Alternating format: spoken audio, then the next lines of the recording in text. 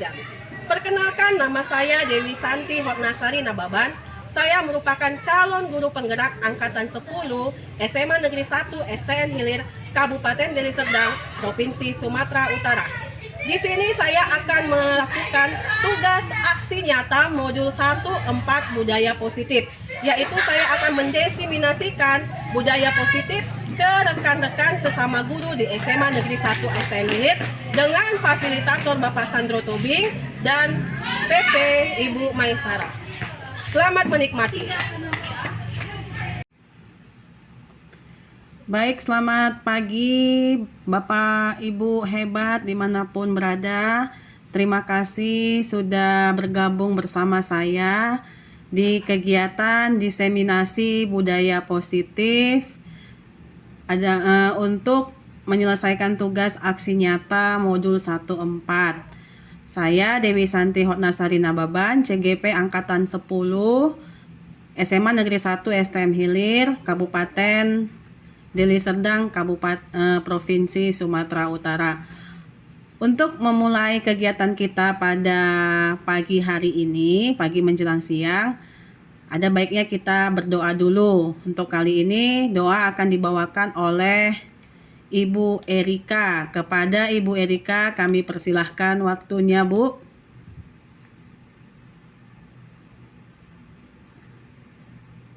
Terima kasih, Bu. Sebelum kita memulai tentang, ada baiknya rekan-rekan kepercayaan kita masing-masing, izinkan saya memimpin dengan agama Kristen. Berdoa dimulai.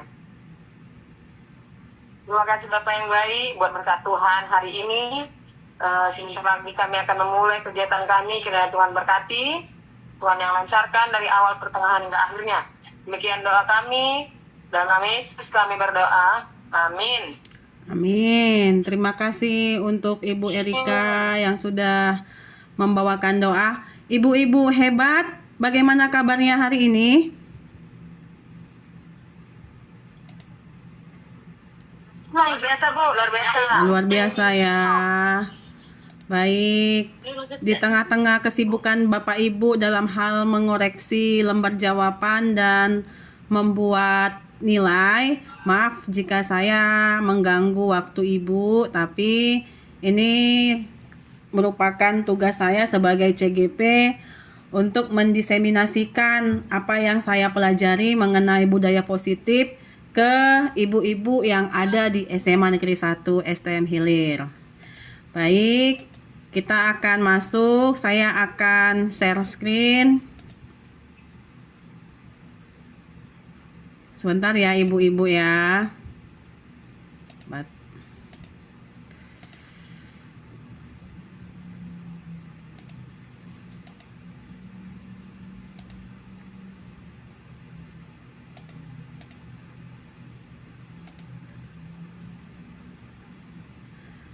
Baik, sudah kelihatan semua share screen ya kan?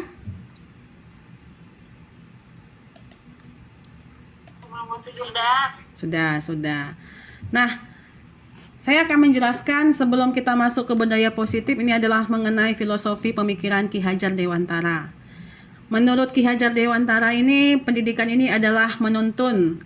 Apa itu menuntun? Menuntun segala kekuatan kodrat yang ada pada anak, ya baik itu kodrat alam maupun zaman, agar mereka mencapai keselamatan dan kebahagiaan setinggi-tingginya. Mungkin Bapak Ibu bertanya, apa itu kodrat alam dan apa itu kodrat zaman? Kalau kodrat alam itu adalah apa yang sudah dipunya si anak. Jadi si anak lahir dengan keadaan bagaimana, itulah kodratnya. Kalau kodrat zaman, di mana, di era mana dia lahir. Kalau Bapak Ibu pernah mendengar mengenai, baik Bapak Ibu, sebelum kita memulai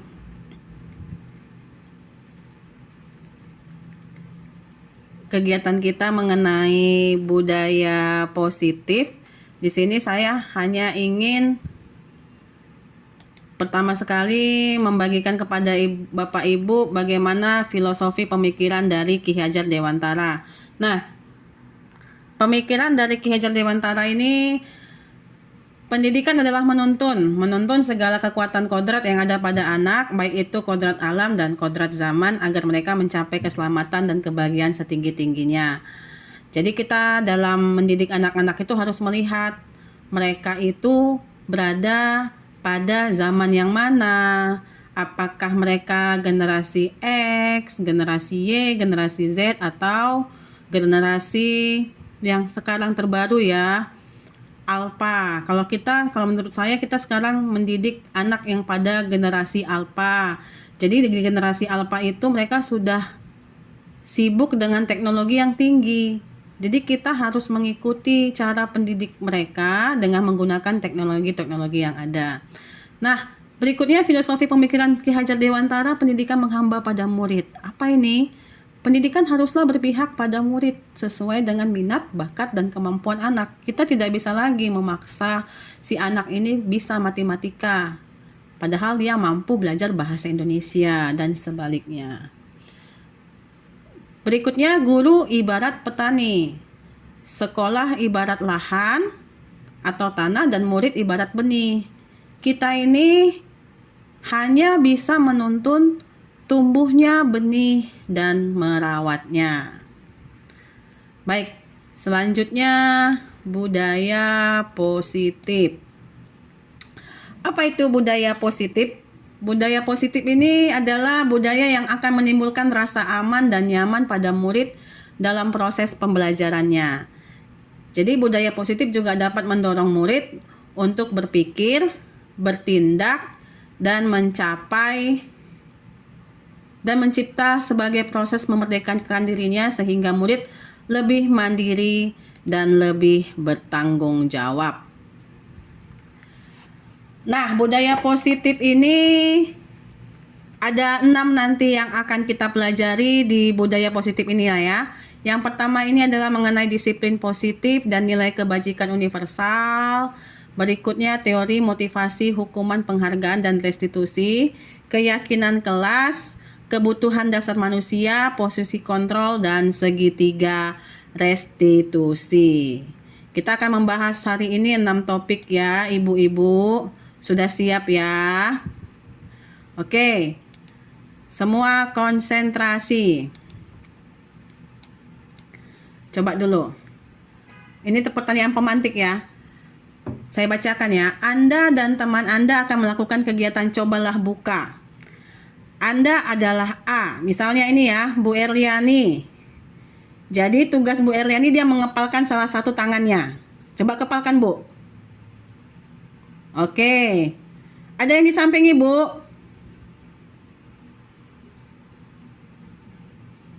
Nah. Kosong. Misalnya, Bu Maria, Ibu kan menjaga kekepalan tangan Ibu. Jadi Bu Maria mencoba segala cara untuk membuka kepalan tangan Bu Erliani. Bisa membujuk, bisa menghardik, bisa mengintimidasi, bisa memarahi, bisa menggoda, menggelitik, bahkan menawari uang.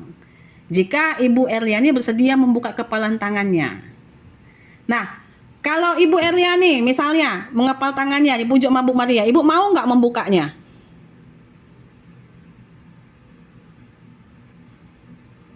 Bu Mar, pujuk dulu Bu Mar. Enggak, Bu. Hah? Enggak. Oh ini misalnya saya lah. Bu Erliani buka dong kepalan tangannya, saya minta tolong. Buka dong Bu. Boleh tidak saya melihatnya? Tidak mau.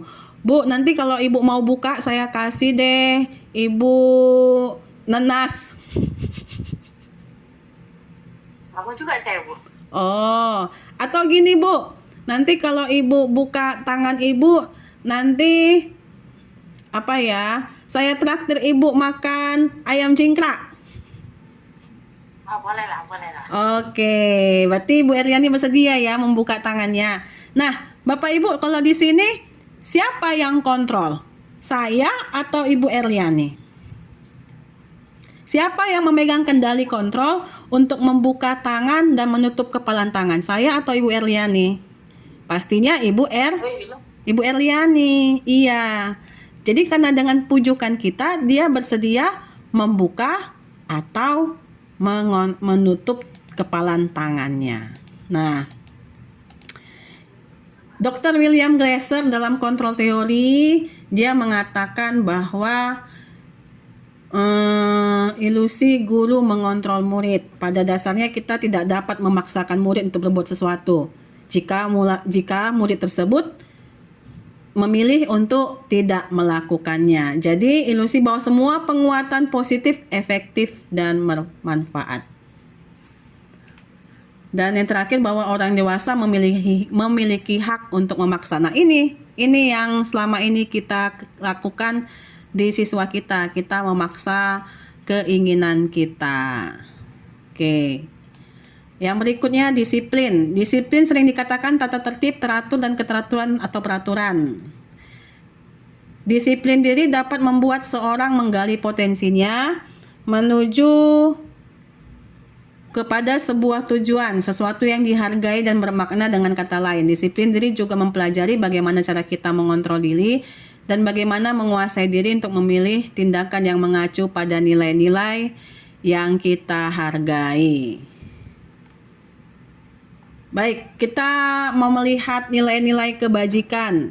Yang pertama itu beriman, bertakwa kepada Tuhan Yang Maha Esa. Yang kedua itu mandiri. Yang ketiga bernalar kritis. Yang keempat berkebinekaan global. Yang kelima bergotong royong. Yang keenam kreatif. Kalau Bapak Ibu ingat, ini nilai kebajikan ini terdapat pada mana? Ayo. Yang anggota komite pembelajar, nilai kebajikan yang 6 ini terdapat pada apa? Pelajar Pancasila, Bu. Iya. Pancasila. Terima kasih Bu Risna, benar. Jadi nilai kebajikan ini ada pada dimensi profil pelajar Pancasila. Ini yang mau kita kembangkan ke anak didik kita. Baik, motivasi perilaku manusia. Untuk menghindari ketidaknyamanan atau hukuman, apa yang akan terjadi? Biasanya orang memotivasi perilakunya supaya menghindari hukuman. Jadi dia bertanya, apa yang akan terjadi apabila saya tidak melakukannya? Kita setiap hari berusaha untuk tidak dihukum. Anak didik kita setiap hari berusaha untuk tidak dihukum. Apa motivasi mereka? Nah, ada motivasi yang pertama untuk mendapatkan imbalan atau penghargaan dari orang lain. Yang kedua, untuk menjadi orang yang mereka inginkan dan menghargai diri sendiri dengan nilai-nilai yang mereka percaya. Ingat ya, ada dua hal yang berbeda di sini. Motivasinya untuk mendapatkan imbalan atau penghargaan. Nah, yang kedua untuk menjadi orang yang mereka inginkan dan menghargai diri sendiri dengan nilai-nilai yang mereka percaya. Lebih bagus motivasi yang pertama atau yang kedua menurut Bapak Ibu? Kedua. Yang kedua ya. Jadi kita iya. Kita berdisiplin positif, kita melaksanakan disiplin, kita bekerja dengan baik, bukan untuk mendapatkan imbalan atau penghargaan dari orang lain, tapi untuk menjadi orang yang kita inginkan dan menghargai diri sendiri serta membangkitkan nilai-nilai percaya diri kita. Jadi kita untuk meningkatkan kualitas diri kita harus memotivasi diri kita melakukan disiplin positif. Nah, ini topik berikutnya, hukuman, konsekuensi, dan restitusi. Jadi kita harus mengetahui apa perbedaan dari hukuman, apa perbedaan dari konsekuensi, dan apa perbedaan dari restitusi. Ini ada kasus ya. Iva kurang menguasai pelajaran matematika, sehingga pada saat pelajaran tersebut berlangsung, dia lebih banyak berdiam diri atau menggambar di buku pelajarannya. Pada saat guru matematikanya Pak Seno menanyakan pertanyaan, Iva menjadi gugup dan tak sengaja menjatuhkan tasnya dari kursi, serta tiba-tiba menjadi gagap pada saat berupaya menjawab. Seluruh kelas pun tertawa melihat perilaku Iva yang bicara tergagap dan terkejut tersebut. Pak Seno pada saat itu membiarkan teman-teman Iva menertawakan Iva yang tergagap dan malu luar biasa. dan malahan minta Iva untuk maju ke depan dan berdiri di depan kelas sambil menunjuk hidungnya karena tidak bisa menjawab pertanyaan Pak Seno. Kelas semakin gaduh dan anak-anak pun tertawa melihat Iva di depan kelas memegang ujung hidungnya. Nah, dari cerita di atas, apakah Anda setuju dengan tindakan Pak Seno terhadap Iva? Mengapa? Yang pertanyaan yang kedua, menurut Anda tindakan Pak Seno terhadap Iva adalah sebuah hukuman atau konsekuensi? Mengapa? Nah, ini tadi kasusnya. Saya kembalikan kasusnya ya. Nah, menurut Bapak Ibu, setuju tidak dengan perlakuan dari Bapak Seno? Izin Bu, tidak setuju. Ya. Kenapa, Bu? Karena dengan memberikan hukuman seperti itu dan membuat malu dia, maka anak tersebut akan hilang percaya dirinya. Sehingga mungkin ke depannya dia bisa malas sekolah, bisa jadi penakut. Jadi menurut saya itu bukan hukuman yang tepat. Benar, Bu Vina. Jadi itu bukan hukuman yang tepat bagi Iva. Nah, jadi posisinya Bu Vina, menurut Ibu Vina, tindakan Pak Seno terhadap Iva ini sebuah hukuman atau konsekuensi? Hukuman Itu ya. hukuman. Hukuman ya. Karena kalau menurut saya konsekuensi itu kita sudah punya aturan main dulu, baru kita bisa menjudge seorang anak. Tapi kalau kita belum punya aturan main dengan si anak, kita langsung menjudge si anak itu tanpa ada kesepakatan terlebih dahulu, maka itu namanya hukuman. Oke, terima kasih Bu Vina. Baik, kita mau melihat apa itu hukuman, apa itu konsekuensi. Kita lihat perbedaannya ya. Nah, hukuman bersifat tidak terencana atau tiba-tiba. Jadi anak atau murid tidak tahu apa yang akan terjadi dan tidak dilibatkan. Hukuman bersifat satu arah dari pihak guru yang memberikan dan murid hanya menerima suatu hukuman tanpa melalui suatu kesepakatan atau pengarahan dari pihak guru, baik sebelum atau sesudahnya. Hukuman yang diberikan bisa berupa fisik maupun psikis. Murid yang disakiti oleh suatu perbuatan atau kata-kata. Ini contohnya misalnya nih ya, ini sering yang memberikan hukuman di sekolah kita ini ya, pasti ini ibu guru BK ini, Bu Maria, Bu Erliani. Ketika anak terlambat kan tidak ada kesepakatan awal. Kalau terlambat, apa hukuman yang diberikan? Langsung kan, terlambat, pergi sapu sana, pergi bersihkan kamar mandi. Kan dari awal tidak ada perjanjiannya. Nah, itu adalah hukuman. Kalau konsekuensi sudah terencana atau sudah disepakati, sudah dibahas dan disetujui oleh murid dan guru. Umumnya bentuk-bentuk konsekuensi dibuat oleh pihak guru atau sekolah dan murid sudah mengetahui sebelumnya konsekuensi yang akan diterima bila ada pelanggaran. Pada konsekuensi, murid tetap dibuat tidak nyaman untuk jangka waktu yang pendek. Nah, hukuman itu dia bersifat satu arah, sementara konsekuensi bersifat dua arah, tetapi tetap membuat anak merasa tidak nyaman, ya kan? Contohnya, konsekuensi. Ada kesepakatan kelas gini, misalnya, kalau tidak mengerjakan PR ke depan, suruh pompa 3 jam, itu konsekuensi, tapi sudah dikatakan sebelumnya. Atau mungkin dalam pelajaran olahraga ya, kita tahu Bapak Edi bilang begini, kalau tidak bawa baju olahraga, itu kan kayak sepertinya kesepakatannya sudah dibuat itu di awal mereka sebelum belajar olahraga. Kalau tidak bawa baju olahraga, silahkan keliling lapangan. Nah, itu merupakan konsekuensi kesepakatan yang sudah dibuat, tetapi tetap membuat anak tidak nyaman untuk jangka waktu yang pendek. Di Bapak Ibu paham ya mengenai perbedaan antara hukuman dan konsekuensi. Oke, dan yang berikutnya ini lagi ngetren ini.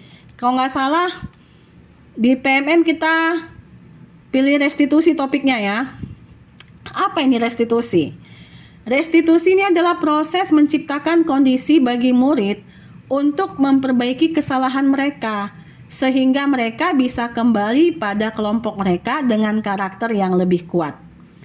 Restitusi juga merupakan proses kolaboratif yang mengajarkan murid untuk mencari solusi untuk masalah mereka dan membantu murid berpikir tentang orang seperti apa yang mereka inginkan dan bagaimana mereka harus memperlakukan orang lain. Nah, di dalam restitusi ada penghargaan. Nah, ini ya studi kasusnya. Ibu Anas, guru kelas 2 SD mendapatkan masalah. Murid-muridnya tidak bisa tertib berdiri antri di depan pintu kelas dan selalu berebutan masuk ke dalam kelas setelah jam istirahat usai. Ini tentunya sangat mengganggu proses pembelajaran di mana kelas tidak dapat mulai tepat waktu karena Ibu Anas sibuk menenangkan murid-muridnya untuk waktu yang cukup lama. Akhirnya Bu Anas berpikir cepat dan mengandalkan stiker bintang. Setiap murid-muridnya akan masuk kelas usai jam istirahat. Bu Anas akan mengiming-imingi murid-muridnya dengan stiker bintang. Siapa yang dapat berdiri lurus dan berbaris rapi, antri di depan pintu, dapat bintang dari Bu Anas. Sebagian besar murid-muridnya menyambut tantangan tersebut dan langsung berdiri rapi di depan pintu agar mendapatkan stiker bintang. Hal ini terus dilakukan Bu Anas selama beberapa minggu karena cukup berhasil membuat murid-muridnya berdiri rapi, antri di depan pintu. Sampai pada suatu saat Bu Anas sakit dan terpaksa digantikan Pak Heru. Pak Heru tidak mengetahui tentang stiker bintang dan benar saja pada saat mau masuk ke kelas, usai jam istirahat, murid-murid kelas 2 kembali berebutan masuk ke kelas. Nah, di sini apa yang terjadi dan mengapa? Nah, jadi berdasarkan teori motivasi yang telah kita bahas tadi, kira-kira motivasi murid kelas 2 untuk bersedia berdiri antri sebelum masuk kelas itu apa? Apakah hukuman? Tunggu ya. Konsekuensi atau restitusi? Menurut Bapak Ibu ini apa? Hukuman, konsekuensi, atau restitusi murid-murid dari Ibu Anas? Hukuman ini adalah hukuman ini kan adalah dia diberikan satu arah. Konsekuensi sudah ada kesepakatan jika si anak melanggar atau jika dia berbuat baik dia akan mendapatkan penghargaan. Tapi restitusi bagaimana supaya kita membangun budaya positif dari si anak. Dia melakukannya dengan hati, tidak melihat karena itu ada hukuman atau ada penghargaan. Jadi menurut Bapak Ibu ini, Ibu Anas ini hukuman, terus restitusi atau konsekuensi? Kayaknya konsekuensi karena kesepakatan awal. Iya, benar Bu Erliani. Jadi ini merupakan konsekuensi sehingga ketika Ibu Anas sakit, mereka nggak melakukan hal itu lagi. Iya. Nah, kita melihat apa pengaruh jangka pendek dan jangka panjangnya. Nah, tadi itu kan penghargaan ya. Penghargaan efektif jika kita menginginkan seseorang melakukan sesuatu yang kita inginkan dalam jangka waktu yang pendek. Jika kita menggunakan penghargaan lagi dan lagi, maka orang tersebut akan bergantung pada penghargaan yang diberikan, serta kehilangan motivasi dari dalam. Jika kita mendapatkan penghargaan untuk melakukan sesuatu yang baik, maka selain kita senantiasa berharap untuk mendapatkan penghargaan tersebut lagi, kita pun menjadi tidak menyadari tindakan baik yang kita lakukan. Jadi, kalau bahasa kita sehari-hari seperti nggak ikhlas gitu. Kita melakukan sesuatu karena ada umpan baliknya, ada timbal baliknya sama kita. Oke. Kita lanjut ya Bapak Ibu ya. Di sini udah mulai paham ya perbedaan antara hukuman, konsekuensi, dan restitusi ya. Berarti gini, hukuman dengan konsekuensi udah bisa lah ya. Nah, baik. Nah, Bu, bisa. pengaruh yang tidak efektifnya ini, jika saya mengharapkan suatu penghargaan dan tidak mendapatkannya, maka saya akan kecewa dan berkecil hati. Serta kemungkinan lain kali saya tidak akan berusaha sekeras sebelumnya.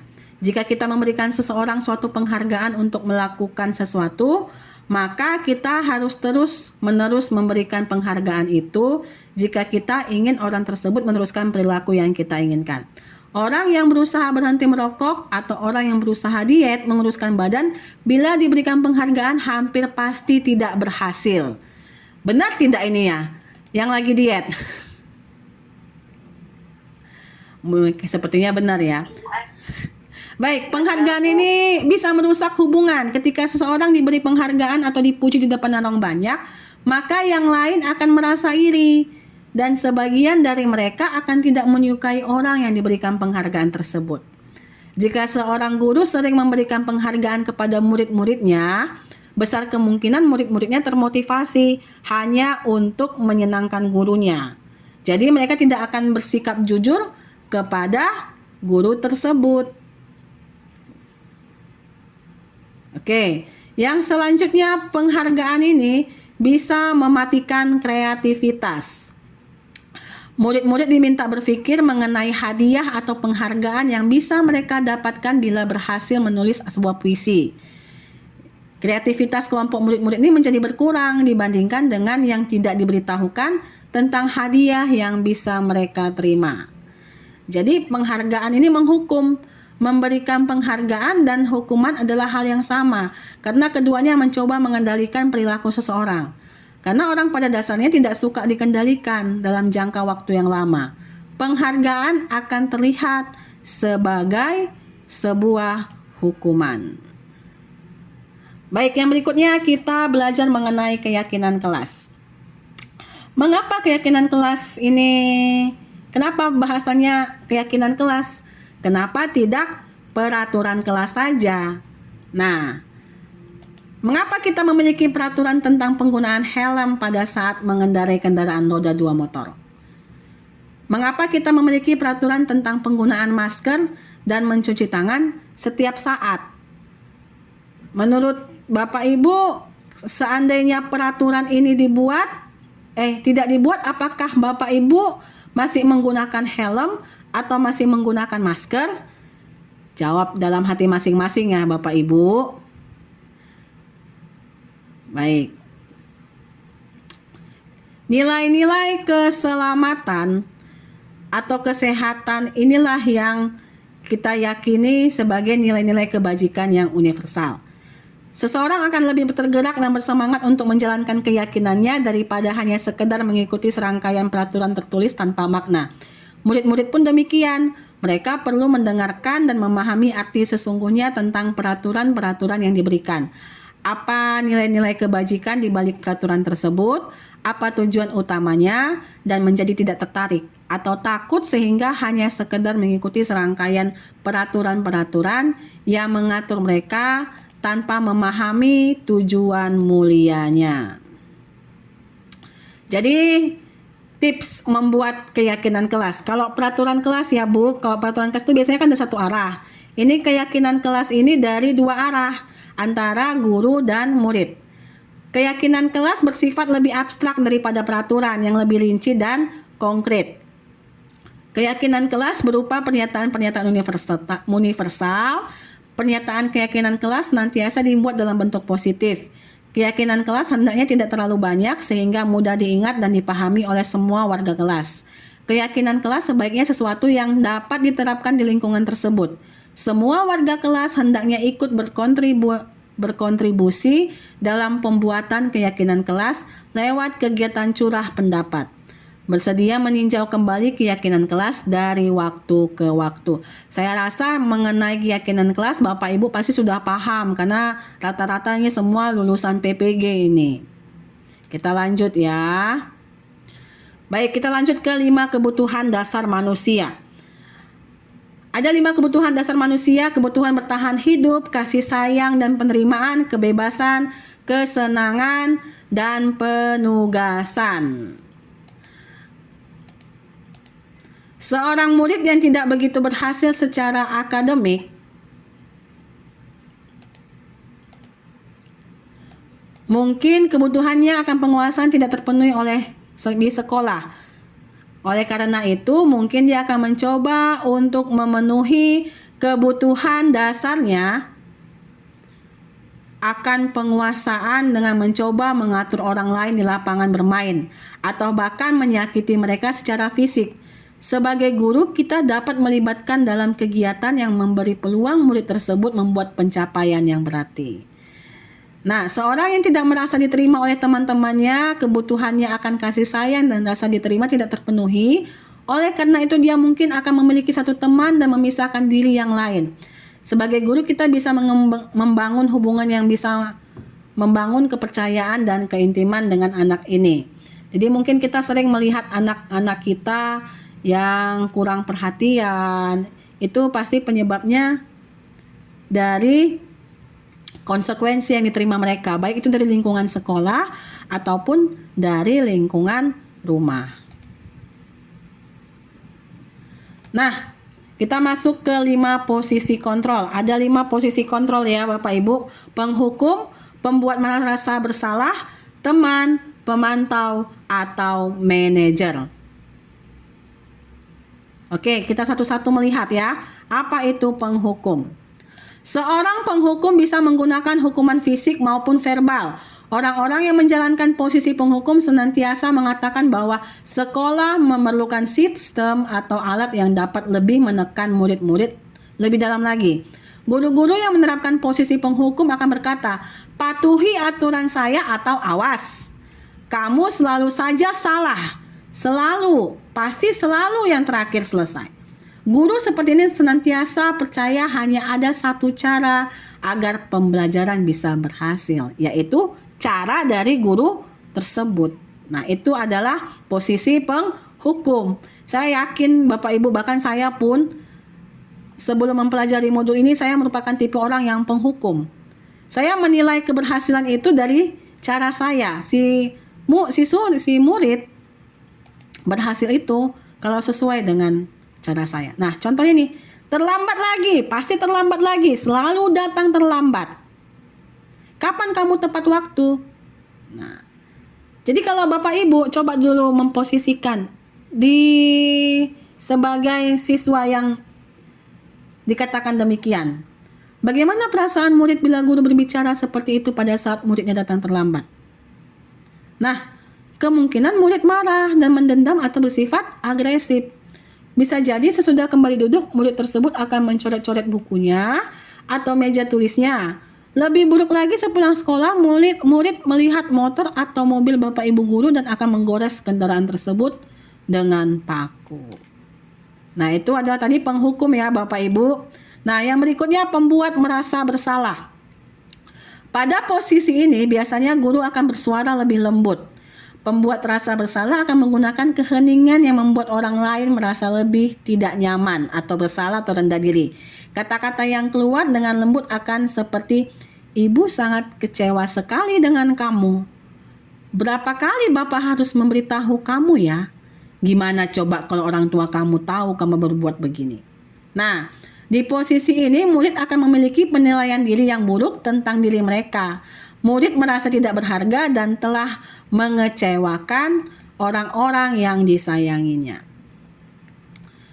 Contoh ini pembuat merasa bersalah. Nih ya, "Adik kamu ini bagaimana ya? Kamu sudah berjanji dengan ibu tidak akan terlambat lagi. Kenapa ya sekarang kamu sedang mengecewakan ibu? Ibu benar-benar kecewa sekali." Bagaimana perasaan murid dari tegur seperti cara ini? Hasilnya murid akan merasa bersalah telah mengecewakan ibu atau bapak gurunya. Murid akan merasa menjadi orang yang gagal dan tidak sanggup membahagiakan orang lain. Kadangkala sikap seperti ini lebih berbahaya dari sikap penghukum, karena emosi akan tertanam rapat di dalam. Murid menahan perasaan, tidak seperti murid dengan guru penghukum, di mana murid bisa menumpahkan amarahnya walaupun dengan cara negatif. Murid tertekan seperti inilah yang tiba-tiba bisa meletus amarahnya dan bisa menyakiti dirinya sendiri ataupun orang lain. Lanjut. Nah, posisi yang ketiga adalah teman. Teman ini adalah guru pada posisi ini tidak akan menyakiti murid, namun akan tetap berupaya mengontrol murid melalui persuasi. Posisi teman pada guru bisa negatif ataupun positif. Positif di sini berupa hubungan yang baik terjalin antara guru dan murid. Guru di posisi teman menggunakan hubungan baik dan humor untuk mempengaruhi seseorang. Mereka akan berkata, "Ayo bantulah demi Bapak ya. Ayo ingat tidak bantuan Bapak selama ini. Ya sudah, kali ini tidak apa-apa, nanti Ibu bantu bereskan." Hasil negatif dari posisi teman adalah bila suatu saat guru tersebut tidak membantu, maka murid akan kecewa dan berkata, "Saya pikir Bapak Ibu teman saya." Murid merasa dikecewakan dan tidak mau berusaha atau melakukan kepada guru tindakan tertentu. Jadi murid akan tergantung pada guru tersebut.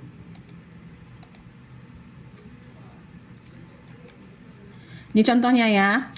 "Adi, ayolah. Bagaimana sih kamu? Kemarin kamu sudah janji kepada Bapak bukan? Kenapa terlambat lagi?" "Ya sudah, tidak apa-apa, duduk dulu sana, nanti Bapak guru bantu kamu ini." Hasilnya, murid akan merasa senang dan akrab dengan guru. Ini termasuk dampak yang positif. Hanya saja di sisi negatif, murid menjadi tergantung pada guru tersebut. Bila ada masalah dan merasa bisa mengandalkan guru tersebut untuk membantunya. Akibat lain dari posisi teman, Adi hanya akan berbuat sesuatu bila yang menyuruh adalah guru tersebut. Ingat ya, poinnya dia akan melakukan sesuatu kalau guru tersebut yang menyuruh. Dan belum tentu berlaku yang sama dengan guru ataupun orang lain. Pemantau. Ini satu lagi posisinya. Memantau berarti mengawasi. Pada saat kita mengawasi, kita bertanggung jawab atas perilaku orang-orang yang kita awasi. Posisi pemantau berdasarkan pada peraturan dan konsekuensi dengan menggunakan sanksi. Kita dapat memisahkan hubungan pribadi kita dengan murid sebagai seorang yang menjalankan posisi. Peraturannya apa? Apa yang telah kamu lakukan? Sanksi atau konsekuensinya apa? Nah, ini pemantau ini sangat mengandalkan penghitungan catatan data yang digunakan sebagai bukti atau perilaku seseorang. Posisi ini menggunakan stiker, slip catatan, daftar dosa, dan sebagainya. Ini contohnya ya. "Adi, tahukah kamu jam berapa kita mulai?" "Tahu Pak, kamu terlambat 15 menit. Apakah kamu sudah mengerti konsekuensi yang dilakukan bila terlambat?" "Paham Pak." "Ya benar. Nanti pada saat jam istirahat kamu harus tinggal di kelas." Ini pemantau. Nah, yang berikutnya manajer. Oke, Bapak Ibu. Manajer adalah posisi di mana guru berbuat sesuatu bersama dengan murid, mempersilahkan murid bertanggung jawab perilakunya, mendukung murid agar dapat menemukan solusi atas permasalahannya sendiri. Seorang manajer telah memiliki keterampilan di posisi teman maupun pemantau, dan dengan demikian bisa jadi di waktu-waktu tertentu kembali kepada kedua posisi tersebut bila diperlukan. Namun bila kita menginginkan murid kita menjadi manusia yang merdeka, mandiri dan bertanggung jawab, maka kita perlu mengacu kepada restitusi yang dapat menjadikan murid kita seorang manajer bagi dirinya sendiri. Di manajer, murid diajak untuk menganalisis kebutuhan dirinya maupun kebutuhan orang lain. Di sini penekanan bukan kepada kemampuan membuat konsekuensi, namun dapat berkolaborasi dengan murid bagaimana memperbaiki kesalahan yang ada. Jadi ini contohnya ya, seorang manajer akan berkata, "Apa yang kita yakini?" Ini kan kembali ke keyakinan kelas. "Apakah kamu meyakininya? Jika kamu meyakininya, apakah kamu bersedia memperbaikinya? Jika kamu memperbaikinya, hal ini menunjukkan apa tentang dirimu? Apa rencana kamu untuk memperbaiki hal ini?" Nah, pada posisi manajer, maka suara guru sebaiknya tulus, tidak perlu marah, tidak perlu meninggikan suara, apalagi menunjuk-nunjuk jari ke murid, berkaca pinggang atau bersikap seolah-olah menyesal tanpa sedih. sekali akan perbuatan murid ataupun bersenda gurau bertempatkan diri sebagai teman murid. Jadi fokusnya ada pada murid, bukan untuk membahagiakan guru atau orang tua. Murid sudah mengetahui adanya suatu masalah jika sesuatu perlu terjadi. Nah, yang berikutnya segitiga restitusi. Apa ini? Suatu proses dialog yang dijalankan guru atau orang tua agar dapat menghasilkan murid yang mandiri dan bertanggung jawab. Yang pertama adalah menstabilkan identitas. Apa ini? Contohnya berbuat salah itu tidak apa-apa. Tidak ada manusia yang sempurna. Saya juga pernah melakukan kesalahan tersebut. Nah, inilah dia. Dia bertujuan untuk mengubah identitas anak dari orang yang gagal karena melakukan kesalahan menjadi orang yang sukses. Yang kedua, validasi tindakan yang salah. Apa ini? Setiap tindakan yang kita lakukan dengan satu tujuan memenuhi kebutuhan dasar. Kalau kita memahami kebutuhan dasar apa yang mendasari sebuah tindakan, kita akan bisa menemukan cara yang efektif untuk memenuhi kebutuhan tersebut. Contohnya, padahal kamu bisa ya melakukan yang lebih buruk dari ini ya. Kamu pasti punya alasan mengapa kamu melakukan hal itu. Kamu patut bangga pada dirimu sendiri karena kamu telah melindungi sesuatu yang penting bagimu. Nah, ini kalimat dengan tujuan mendasar. Nah, yang berikutnya menanyakan keyakinan. Teori ini menyatakan bahwa kita pada dasarnya termotivasi secara internal ketika identitas sukses telah tercapai. Nah, yang pertama, tingkah laku yang salah telah divalidasi. Langkah kedua, maka anak akan siap untuk dihubungkan dengan nilai yang dia percaya dan berpindah menjadi orang yang dia inginkan. Contoh pertanyaannya, apa yang kita percaya sebagai kelas atau keluarga? Apa nilai umum yang kita telah sepakati? Apa bayangan kita tentang kelas yang ideal? Kamu mau jadi orang seperti apa? Nah, inilah segitiga restitusi. Jadi dalam memberikan konsekuensi, dalam memberikan hubungan kita dengan anak-anak, Bapak Ibu, kita harus memahami segitiga restitusi. Kita harus memberikan restitusi, bukan hukuman atau konsekuensi. Ada 3 tindakan, ada validasi tindakan yang salah, menstabilkan identitas, dan menanyakan keyakinan. Jadi Bapak Ibu, karena waktunya sudah mau habis, saya yakin ini topik yang sudah Bapak Ibu bahas dan Bapak Ibu pahami. Mudah-mudahan dari topik yang saya bagikan pada hari ini bisa lebih mencerahkan Bapak Ibu sekalian. Atau ada lagi pertanyaan yang lain Bapak Ibu? Ada lagi yang kira-kira kurang memahami? Sepertinya tidak ada ya. Baik, terima kasih Bapak Ibu atas kebersamaan kita selama lebih kurang 45 menit. Untuk mengakhiri ini, boleh satu orang yang berdoa? Bu Epa? Atau lebih cepat aja, lebih cepat. Kayaknya Bu Epa lagi ini. Bu Winda minta tolong berdoa, Bu Winda. Kita tutup dengan doa.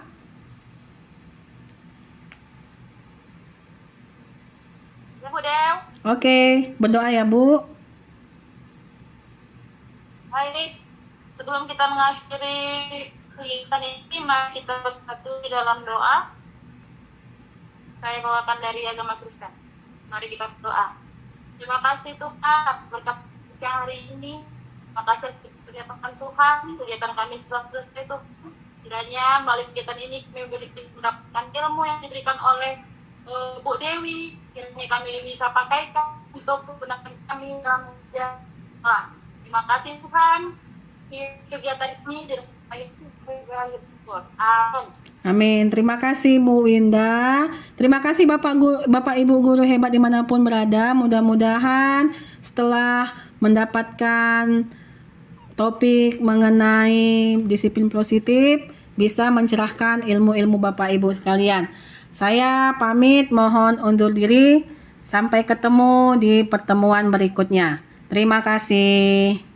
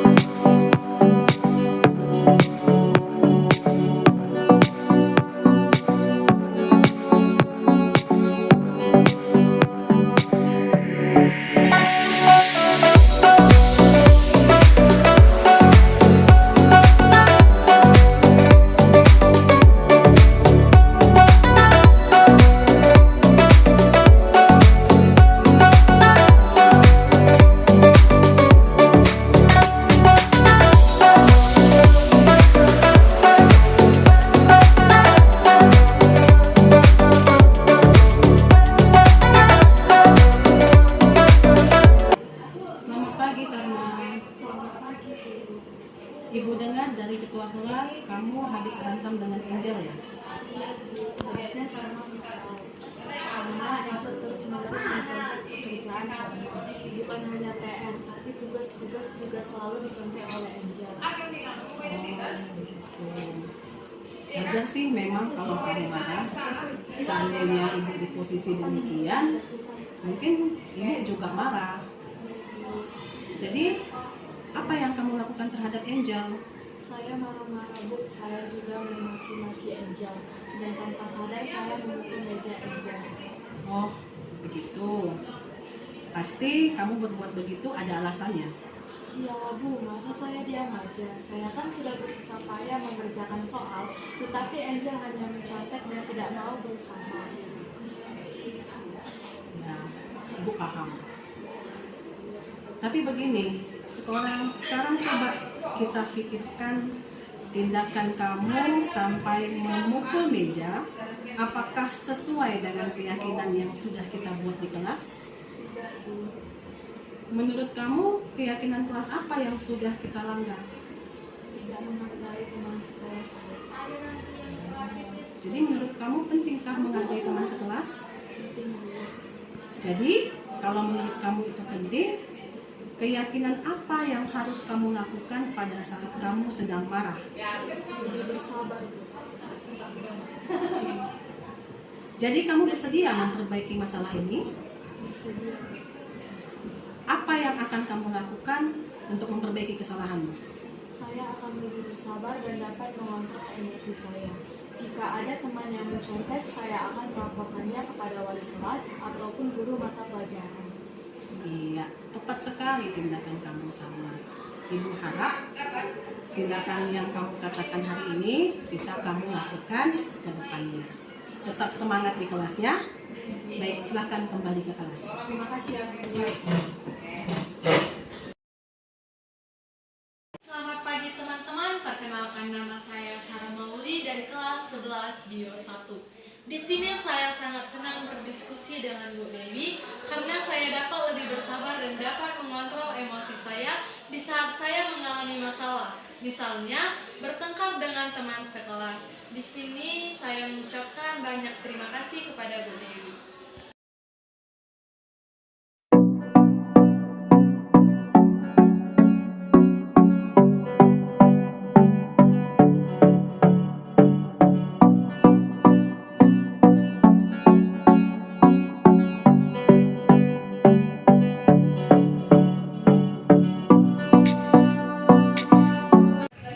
Selamat pagi Santa.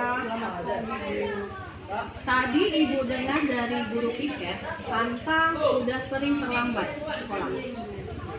Wah, dalam seminggu ini, Santa ingatlah berapa kali Santa sudah terlambat? Sudah lebih dari 5 kali, Bu. Menurut kamu, sering terlambat itu sebuah kesalahan atau tidak? Baik, Santa, berbuat kesalahan itu wajar. Setiap orang pasti pernah berbuat kesalahan. Yang terpenting kita belajar dari kesalahan tersebut supaya kita tidak melakukannya lagi. Setuju? Kita akan cari solusinya bersama kenapa Santa sering terlambat ya. Santa sering datang terlambat pasti punya alasan. Kenapa? Boleh ibu tahu? Karena saya sering bangun terlambat, Bu. Dan alasan saya bangun terlambat itu karena saya sering begadang. Kamu tahu keyakinan kelas yang sudah kita sepakati? Tahu, Bu. Kalau datang terlambat ke sekolah, apakah sesuai dengan keyakinan kelas kita? Tidak, Bu. Jadi, menurut kamu keyakinan kelas apa yang sudah kamu langgar? Keyakinan kelas tentang berdisiplin, Bu. Menurut kamu disiplin itu penting tidak? Penting, Bu. Itu bisa membuat saya tidak terlambat dan saya bisa menjadi seseorang yang lebih menghargai waktu. Betul. Menghargai waktu itu sangatlah penting dan sangat bermanfaat untuk kita. Jadi kita dapat menghargai orang-orang yang ada di sekitar kita, pekerjaan menjadi tidak menumpuk, dan kita juga dapat mengambil rasa kepedulian. Saya sangat menyesal sudah sering terlambat, Bu. Saya meminta maaf. Bagus. Sikap itu sangat baik dengan cara meminta maaf. Menurut kamu, apa yang akan kamu lakukan untuk tidak terlambat ke sekolah lagi? Saya akan tidak begadang lagi dan saya akan memasang alarm lebih awal supaya saya bisa bangun pagi-pagi, Bu. Aduh, bagus sekali. Jadi, kamu sudah menemukan solusinya. Dan ibu akan bekerja sama dengan orang tua kamu. Bagaimana orang tua kamu di rumah bisa mendukung kamu supaya tidak terlambat lagi ke sekolah. Baik, sekarang kamu sudah bisa kembali ke kelas kamu ya. Oke, semangat belajar ya anakku.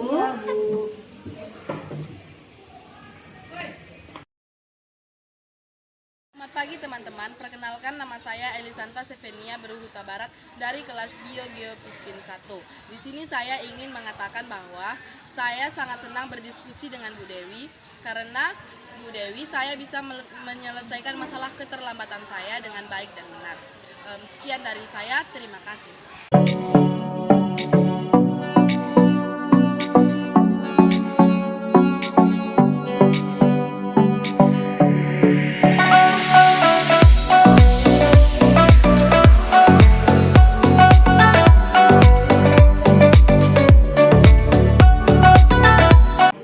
Selamat pagi Sarma.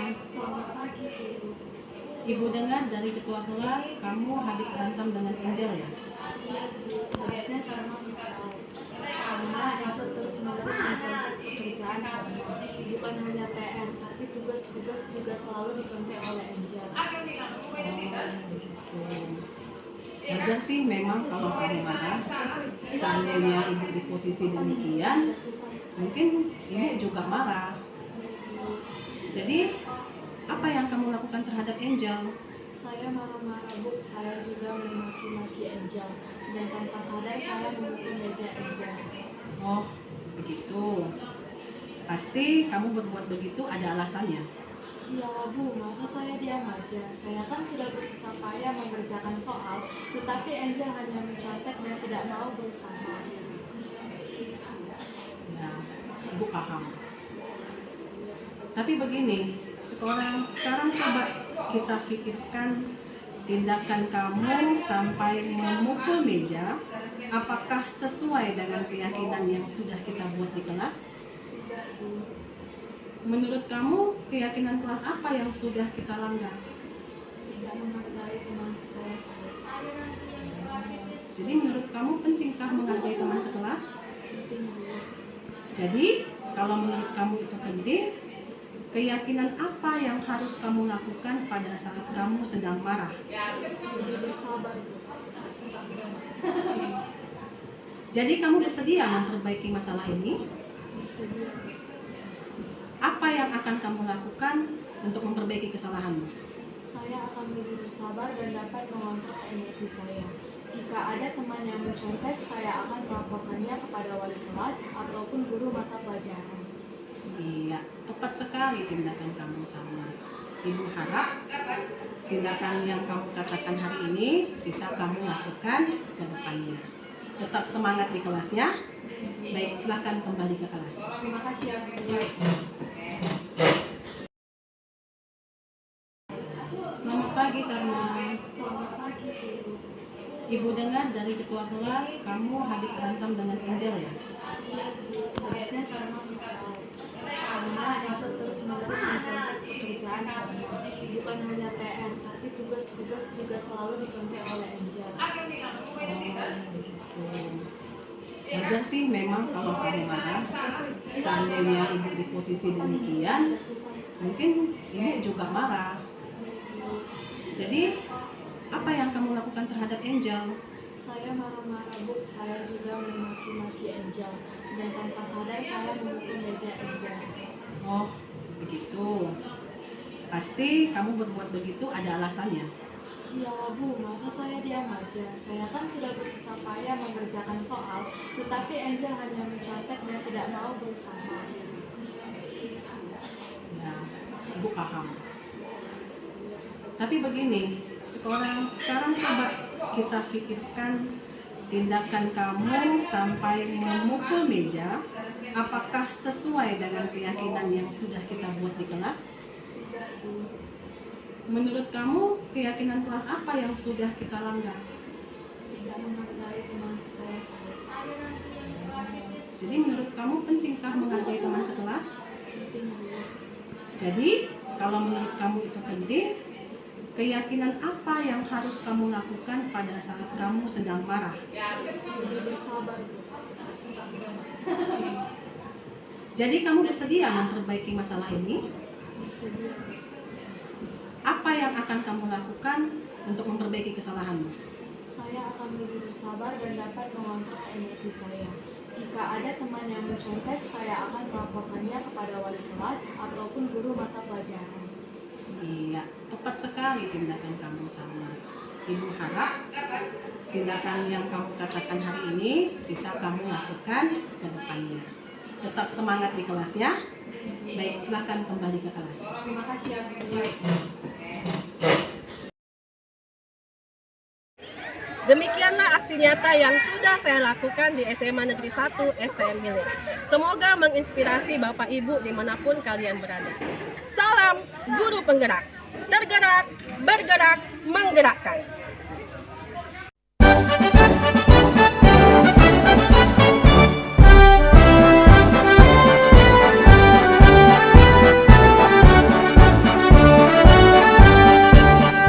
Bulatkan tekad, kuatkan hati. Negeri ini memanggilmu kawan. Belajar, bergerak, berbagi untuk negeri.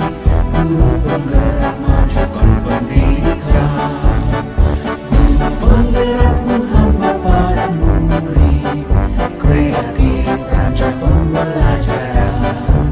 Hargai potensi, tingkatkan prestasi.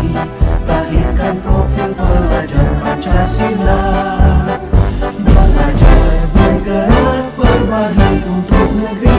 Kita menjalin kolaborasi.